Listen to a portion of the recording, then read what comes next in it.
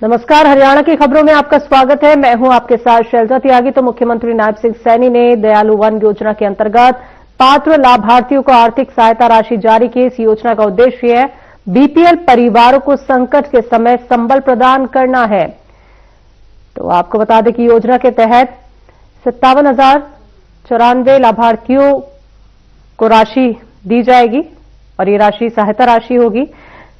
BPL परिवारों के किसी सदस्य की असामयिक मृत्यु या स्थायी दिव्यांगता की स्थिति में ये राशि दी जाती है और योजना के अंतर्गत 3 अलग अलग स्लैब में 1 लाख रुपए से लेकर 5 लाख रुपए तक की सहायता का प्रावधान है।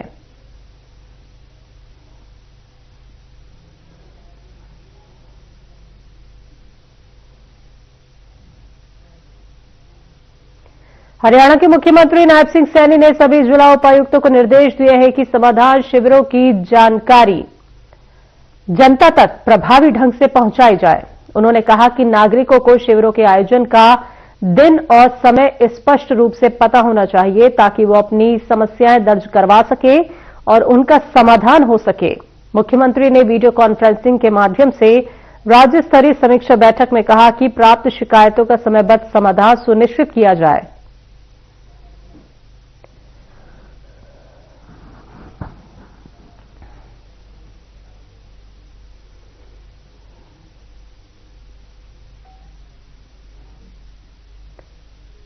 मुख्यमंत्री नायब सिंह सैनी की अध्यक्षता में मंत्रिमंडल की बैठक हुई, जहां इस मौके पर राज्य परिवहन विभाग के कर्मचारियों को बड़ी राहत देते हुए 2002 में कॉन्ट्रैक्ट पर नियुक्त 357 ड्राइवरों को क्वालिफाइंग सर्विस और पुरानी पेंशन योजना के लाभ देने का फैसला किया गया। आपको बता दें कि इस फैसले का उद्देश्य है लंबे समय से चली आ रही वेतन विसंगतियों को दूर करना और समान पद वाले कर्मचारियों के बीच समानता सुनिश्चित करना है।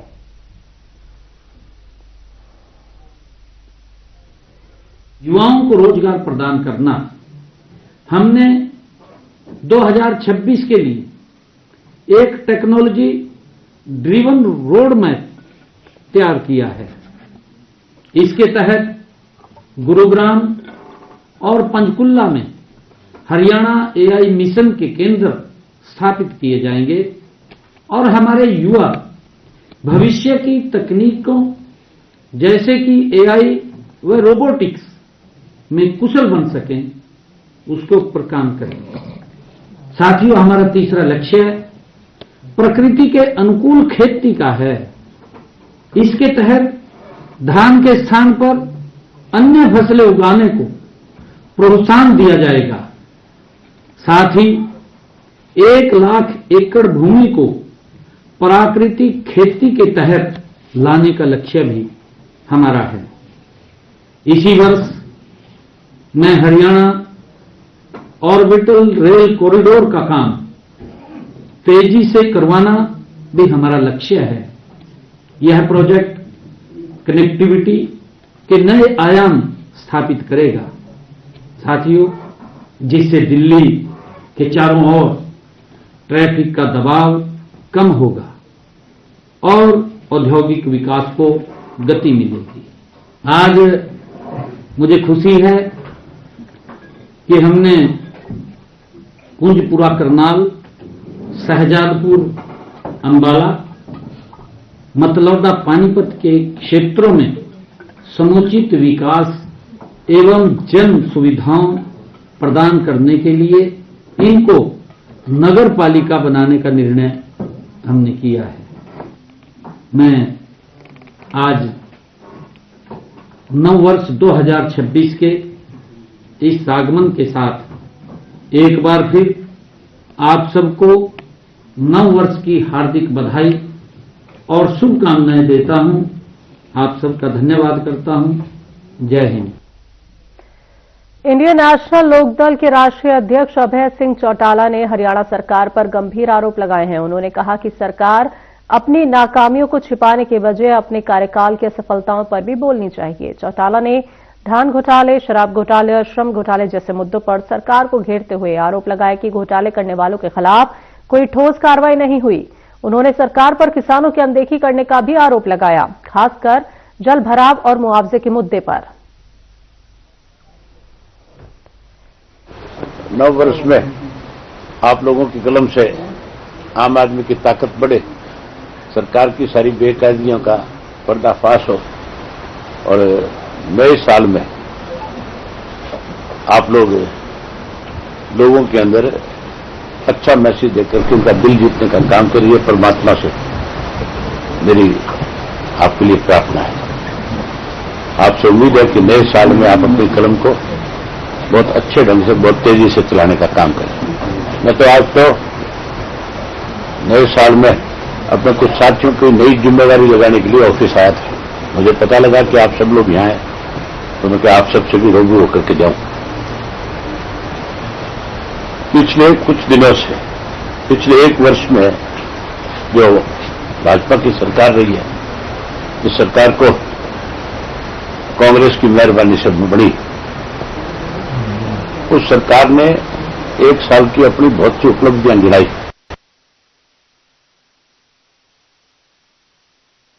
हरियाणा के ऊर्जा परिवहन एवं श्रम मंत्री अनिल विज ने जेजेपी प्रमुख अजय सिंह चौटाला के बयान पर कड़ा पलटवार किया। अनिल विज ने कहा कि अजय चौटाला के बयान से साफ है कि उन्हें लोकतंत्र पर भरोसा नहीं रहा।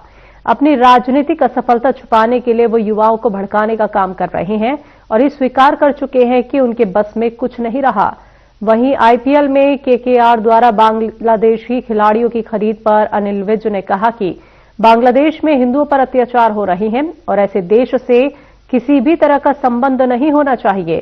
सर्द हवाओं के बीच ऊर्जा मंत्री अनिल विज ने गुनगुनाया गीत। वही ऊर्जा मंत्री अनिल विज ने अपने सदर बाजार टी पॉइंट पर दोस्तों के साथ सर्द हवाओं के बीच चाय का आनंद लिया और पुराना गीत गुनगुनाया। तो गर्दिश में हो तारे, ना घबराना प्यारे, अगर तू हिम्मत न हारे तो होंगे वारे न्यारे।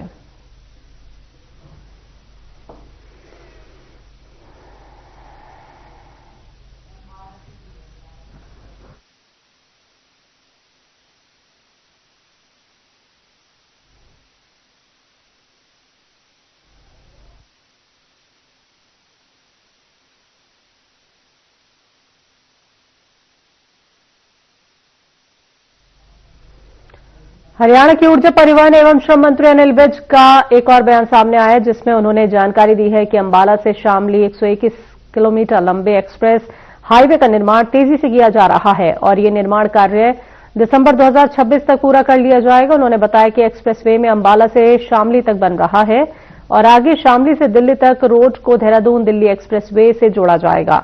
इसके अलावा उन्होंने बताया कि अंबाला मोहाली एक्सप्रेसवे का निर्माण भी तेजी से किया जा रहा है, जिसे जल्द पूरा होने की उम्मीद है और इसके बनने से चंडीगढ़ व मोहाली व अन्य शहरों को जाना और आना आसान हो जाएगा।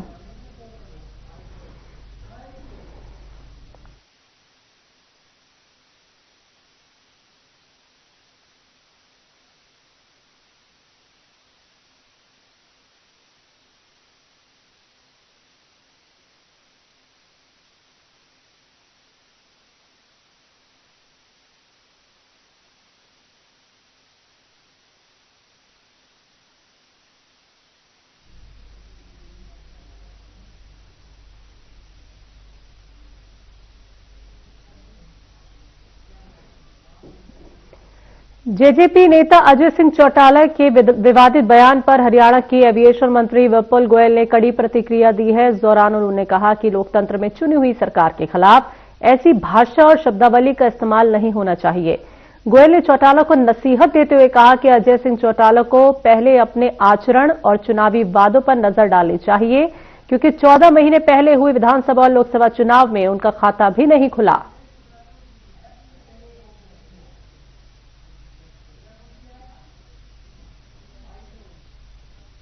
को ठीक करने उन्होंने बांग्लादेश के बारे में नेपाल का जो उदाहरण दिया है, ये हरियाणा और देश के अंदर लोकतांत्रिक व्यवस्था है और यहाँ पर जब लोकतंत्र का उत्सव चुनाव जब होता है तो वहाँ लोग उस पर वोट देकर बड़े अच्छे तरीके से मैंडेट देने का काम करते हैं।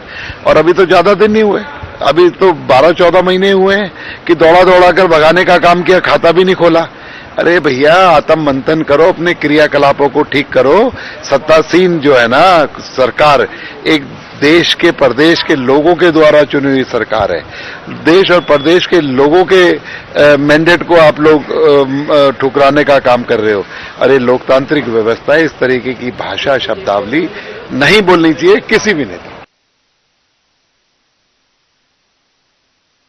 सिंह चौटाला के बीजेपी नेताओं को सड़कों पर पीटकर सत्ता परिवर्तन वाले बयान पर बीजेपी नेता कृष्ण बेदी ने कड़ा पलटवार किया है। कृष्ण बेदी ने कहा कि अजय चौटाला लोकतांत्रिक देश में बेतुके और गैर जिम्मेदाराना बयान दे रहे हैं। साथ ही उन्होंने कहा कि चौटाला ताऊ देवीलाल का नाम लेकर राजनीति करते हैं, जिन्होंने आजादी की लड़ाई और इमरजेंसी के खिलाफ संघर्ष किया था।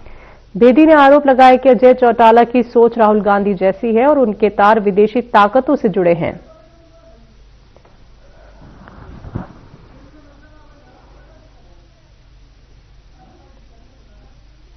बहुत बड़ी लड़ाई लड़ सद रहे, से विधायक रहे, डब्बावाली से विधायक रहे, उनकी पत्नी भी विधायक रही, 2 विधानसभा से बेटा भी रहा और एक पार्टी भी चलाते हैं वो।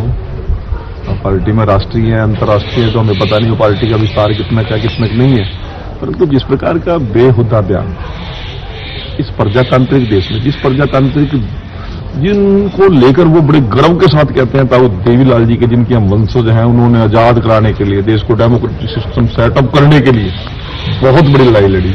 उनके ताऊ साहब राम जी भी इसी प्रजातांत्रिक प्रणाली से ज्वाइंट भारत में विधायक रहे, ज्वाइंट पंजाब में ताऊ देवीलाल जी भी विधायक रहे और उनका बहुत महत्वपूर्ण भूमिका रही है देश के डेमोक्रेटिक सिस्टम को इंप्लीमेंट करने के लिए। इमरजेंसी के खिलाफ उन्होंने बहुत बड़ी लड़ाई लड़ी, परंतु ताऊ देवीलाल जी की बात को ही वो लोग कंडम करने में लगे हैं। फोटो लगाते हैं, मैं बार बार कहता हूं, फोटो ताऊ देवीलाल की लगाएंगे। विचारधारा उनके दिमाग में राहुल गांधी वाली बढ़ रही है।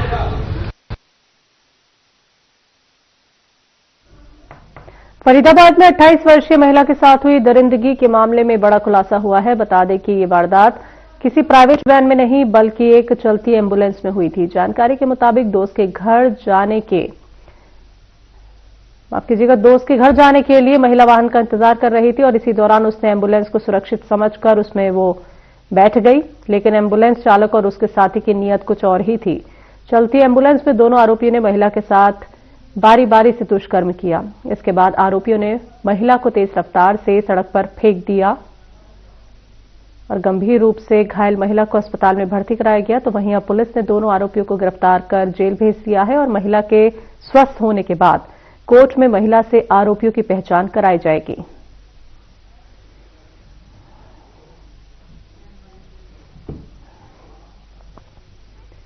खबरों में वक्त एक छोटे से ब्रेक का।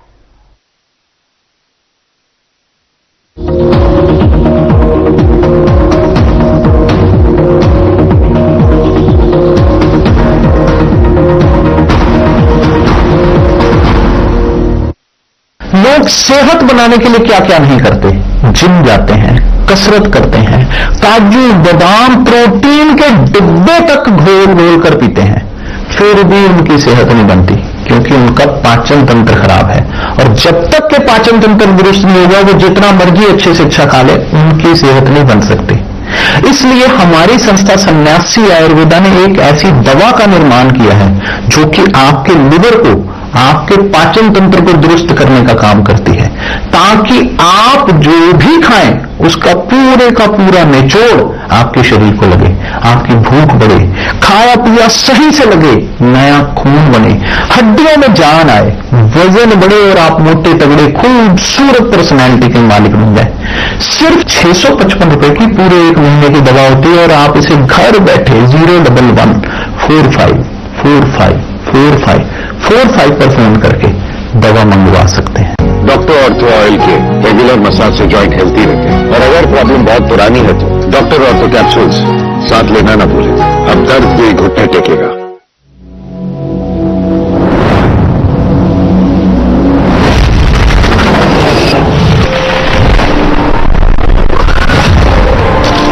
जय जोहार।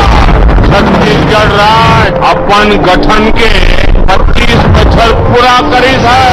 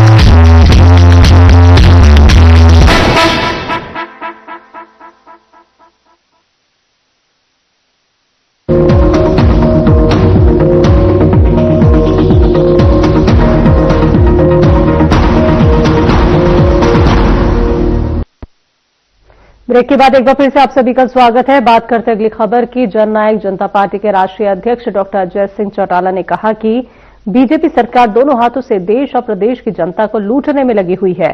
उन्होंने कहा कि हरियाणा में सरकार नाम की कोई चीज नहीं है। प्रदेश के मुख्यमंत्री मस्त हैं और उन्हें हरियाणा की बिगड़ती व्यवस्था दिखाई नहीं दे रही। वो केवल झूठी बातें करके लोगों को गुमराह करने में लगे हैं। अजय चौटाला ने कहा कि विदेशी नंबरों से रोजाना कारोबारियों से फिरौती मांगी जा रही है। किसानों को ना समय पर बीज मिला और ना ही खाद। इतना ही नहीं, जब किसान फसल बेचते मंडी गए तो उस दाम में उनको नहीं मिला जिस दाम में उन्हें चाहिए था। और रविवार को महेंद्रगढ़ जिले में योद्धा सम्मेलन को संबोधित कर रहे थे।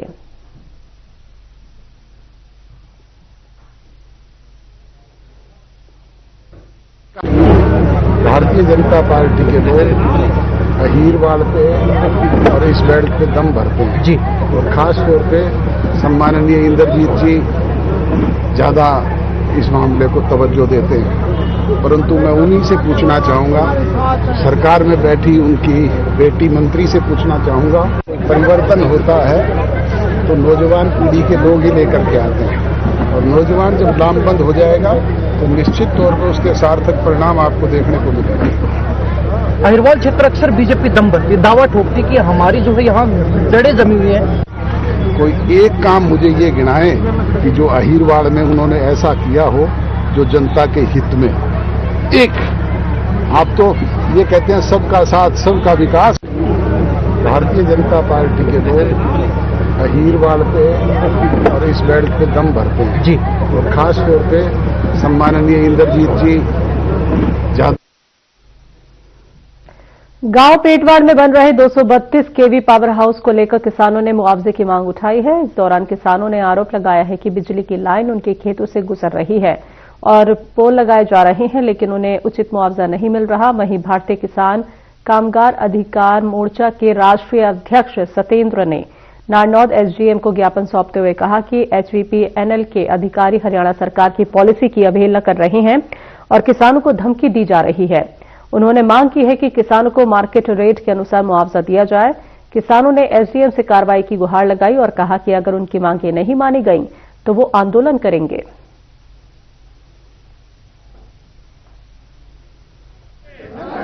हमारे खेतों से अच्छी लाइन जारी है जो पेटवाड़ पावर हाउस में जो भी तक बनानी है, और राखी खास किन्नर नाड़ा मसूदपुर के सभी गांव के लोग इकट्ठा हुए हैं। आज एसडीएम के ज्ञापन दिया। ये किसानों को बला फुसला के काम कर रहे हैं, और हरियाणा सरकार की गाइडलाइन है 2024 की भी कि पहले आप पूरा मुआवजा दिया जाए हमें, उसके बाद आप काम कर सकते हो।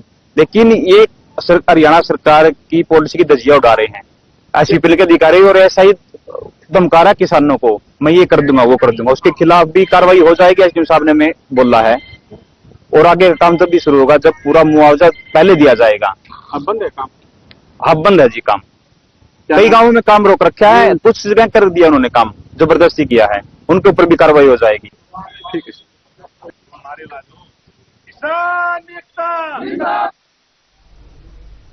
यमुनानगर से गुजर रहे अंबाला शामली हाईवे से गांव को रास्ता न देने पर नाराज ग्रामीण और किसान पिछले 4 महीने से धरने पर बैठे हैं। किसान 12 जनवरी तक रास्ता न मिलने पर खुद रास्ता बनाने की चेतावनी दे रहे हैं। भारतीय किसान यूनियन टिकैत ग्रुप ने किसानों का समर्थन किया है। तो एलओसी यमुनानगर रास्ता न मिलने पर किसानों का ये धरना और प्रशासन को 12 जनवरी तक का समय दिया है।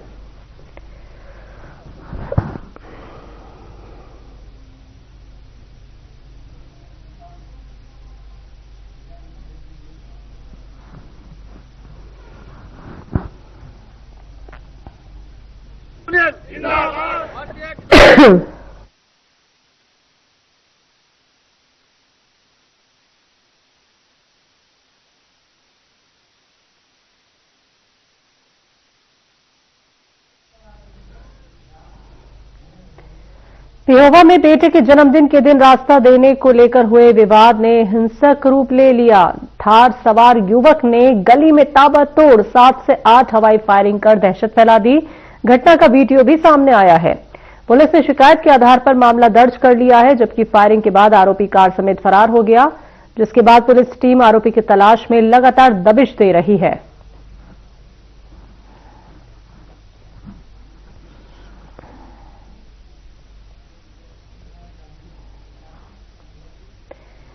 फरीदाबाद के बादशाह खान अस्पताल से ये तस्वीर सामने आई है, जहां मोर्चरी के बाहर खड़े ये लोग मोहम्मद रिजवान के परिजन हैं। नए साल के दिन एक मामूली कहासुनी ने 50 वर्षीय मोहम्मद रिजवान की जान ले ली। बताया जा रहा है कि चिकन खरीदने निकले रिजवान से गांव के ही एक युवक ने शराब पिलाने की मांग की थी। इनकार करने पर विवाद बढ़ा और आरोपी युवक ने चाकू से हमला कर दिया, जिससे रिजवान की मौके पर ही मौत हो गई। फिलहाल पुलिस पूरे मामले की जांच में जुटी है।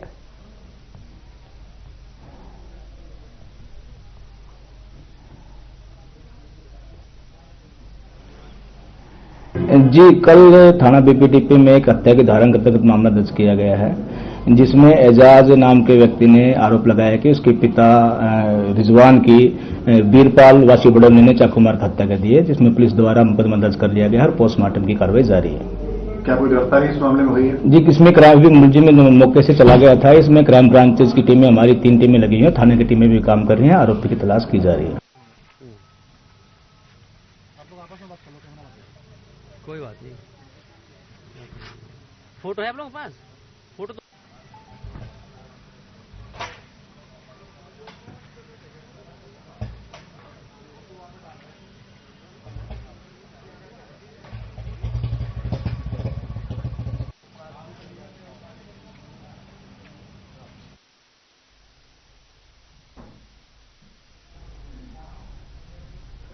खबरों में अभी के लिए इतना ही। मुझे दीजिए इजाजत। नमस्कार।